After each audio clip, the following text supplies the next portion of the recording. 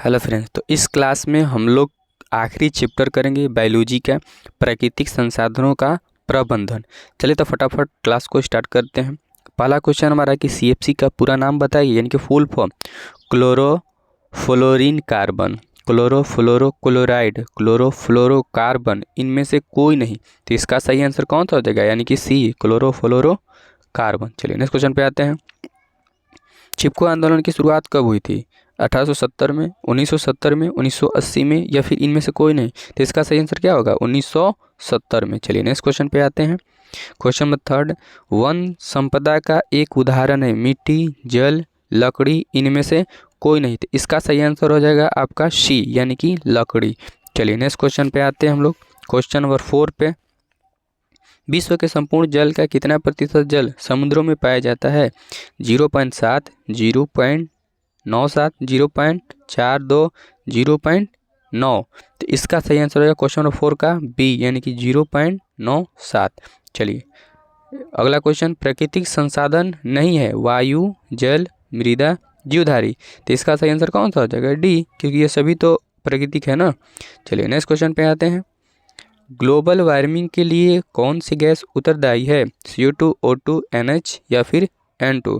तो इसका सही आंसर हो जाएगा ए, यानी कि CO2। चलिए नेक्स्ट क्वेश्चन पे आते हैं। गैर परंपरागत ऊर्जा स्रोत है कोयला, पेट्रोल, डीजल या फिर पवन ऊर्जा।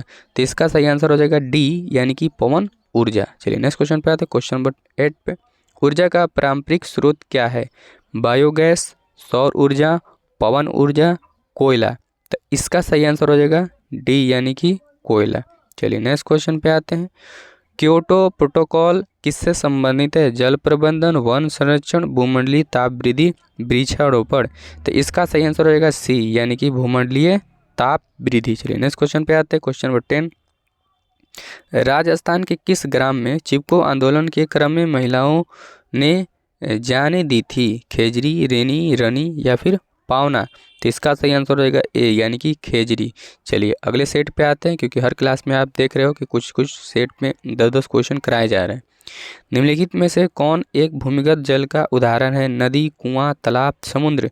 तो इसका सही आंसर हो जाएगा बी, यानी कि कुआं। ये क्वेश्चन पिछले क्लास में भी हो गया था। तन संरक्षण का उपाय है नए वृक्षारोपण द्वारा, वनों की कटाई पर रोक, जनसंख्या वृद्धि पर रोक, इनमें से सभी। तो इसका सही आंसर हो जाएगा क्वेश्चन नंबर 2 का क्या हो जाएगा? डी, यानी कि इनमें से ये सभी। चलिए नेक्स्ट क्वेश्चन पे आते हैं। वन संपदा का एक उदाहरण है मिट्टी, लकड़ी, तांबा या फिर एल्युमिनियम। तो इसका सही आंसर हो जाएगा बी, यानी कि लकड़ी। क्वेश्चन किसी प्रकार से घुमाकर पूछे, आपको आंसर उसी को देना है, उसमें घबराना नहीं है। चलिए नेक्स्ट क्वेश्चन पे आते हैं। जीवाश्म ईंधन की ऊर्जा का वास्तविक स्रोत है नाभिकीय संलयन, चंद्रमा, सूर्य, इनमें से कोई नहीं। तो क्वेश्चन नंबर 4 का सही आंसर हो जाएगा सी, यानी कि सूर्य। चलिए नेक्स्ट क्वेश्चन पे आते हैं। निम्नलिखित में से कौन बायोगैस ईंधन का स्रोत नहीं है? लकड़ी, गोबर गैस, नाभिकीय ऊर्जा, कोयला। तो इसका सही आंसर हो जाएगा सी, यानी कि नाभिकीय ऊर्जा। चलिए नेक्स्ट क्वेश्चन पे आते हैं। क्वेश्चन नंबर 6, गर्म जल प्राप्त करने के लिए हम सौर ऊर्जा ऊष्मक का उपयोग किस दिन नहीं कर सकते हैं? धूप वाले दिनों में, बादलों वाला दिनों में, गर्म दिनों में या फिर पवनों वाला दिनों में। तो क्वेश्चन नंबर 6 का सही आंसर हो जाएगा बी, यानी कि बादलों वाला दिनों में। चलिए नेक्स्ट क्वेश्चन पे आते हैं। क्वेश्चन नंबर 7 पे, निम्नलिखित में से कौन प्राकृतिक संसाधन नहीं है? वायु, जल, मृदा या फिर जीवधारी। तो इसका सही आंसर कौन सा हो जाएगा? यानी कि डी, जीवधारी। चलिए नेक्स्ट क्वेश्चन पे आते हैं। निम्न में से कौन एक जैविक प्रक्रम द्वारा अपघटित होने वाला पदार्थ है? सूखे घास पत्ते, पॉलीथीन गैस, प्लास्टिक की बोतलें या फिर रबर। तो इसका सही आंसर हो जाएगा ए, यानी कि सूखे घास पत्ते। चलिए नेक्स्ट क्वेश्चन पे आते हैं। टिहरी बांध का निर्माण किस प्रदेश में किया गया है? उत्तर प्रदेश, उत्तराखंड, राजस्थान, फिर मध्य प्रदेश। तो इसका सही आंसर हो जाएगा बी, यानी कि उत्तराखंड में। चलिए नेक्स्ट क्वेश्चन पे आते हैं। क्वेश्चन नंबर 10 पे, चिपको आंदोलन का मुख्य उद्देश्य संरक्षित करना था मिट्टी को, वृक्षों को, जल को या फिर बिजली को। तो इसका सही आंसर कौन सा हो जाएगा? बी, यानी कि वृक्षों को। चलिए अगले सेट की ओर हम आगे बढ़ते हैं। चलिए वायु में नाइट्रोजन की प्रतिशत मात्रा है 0.7, 0.75, 0.78, 0.8। तो इसका सही आंसर हो जाएगा आपका क्वेश्चन नंबर फर्स्ट का सही आंसर क्या हो जाएगा? 1। चलिए नेक्स्ट क्वेश्चन आते हैं। अगला क्वेश्चन, वन प्राणियों के विलुप्त होने का मुख्य कारण है जल की कमी, बांधों का निर्माण, निम्नीकरण, वायु प्रदूषण। तो इसका सही आंसर हो जाएगा आपका सी यानी कि निर्वनीकरण। चलिए नेक्स्ट क्वेश्चन पे आते हैं। विश्नोई लोग किस वृक्ष के संरक्षण के लिए प्रसिद्ध हैं? आम वृक्ष, खेजड़ी वृक्ष, नीम वृक्ष या फिर पीपल वृक्ष। तो इसका सही आंसर हो जाएगा बी यानी कि खेजड़ी वृक्ष। चलिए नेक्स्ट क्वेश्चन पे आते हैं। ऊर्जा के गैर पारंपरिक स्रोत है कोयला, पेट्रोल, पवन, डीजल। तो क्वेश्चन नंबर 4 का सही आंसर हो जाएगा सी यानी कि पवन। चलिए नेक्स्ट क्वेश्चन पे आते हैं।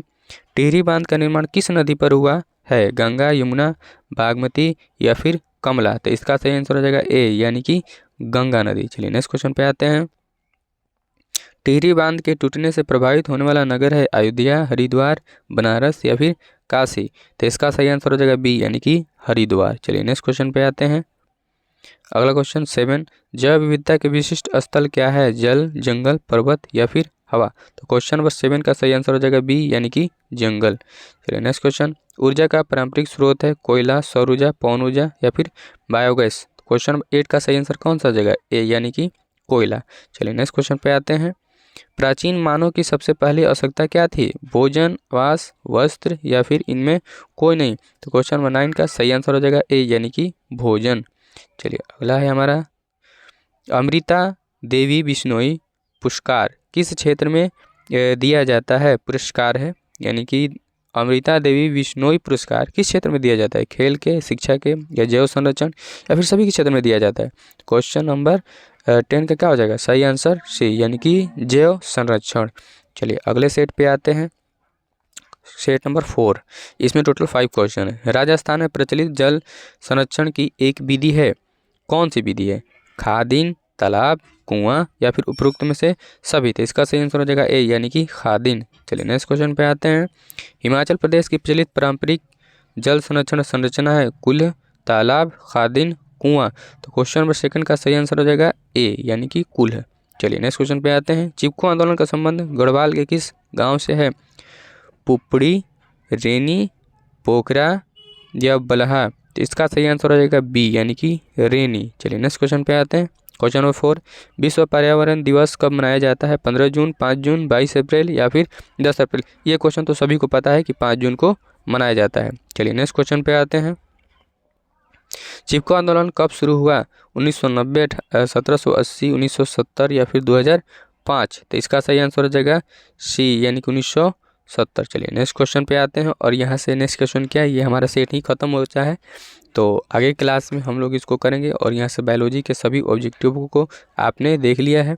तो अब अगले सब्जेक्ट की ओर हम लोग आगे बढ़ेंगे, या फिर केमिस्ट्री हो सकता है या फिर फिजिक्स होता है। चलिए तो हम लोग मिलेंगे नेक्स्ट क्लास में।